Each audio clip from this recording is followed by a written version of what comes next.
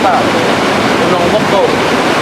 Gunung Bokto itu berada di Nagori, Simanabung, Kota Purwakarta, Kecamatan Sidokayan, Sumatera Utara, yang sekarang menjadi tempat wisata menarik, khususnya bagi masyarakat di Kecamatan Sidokayan. Setiap hari orang datang untuk mandi di air segar ini. Nah, Gunung Bokto ini sekarang sudah dikelola oleh masyarakat dan menghasilkan pendapatan pasti terhadap orang sendiri.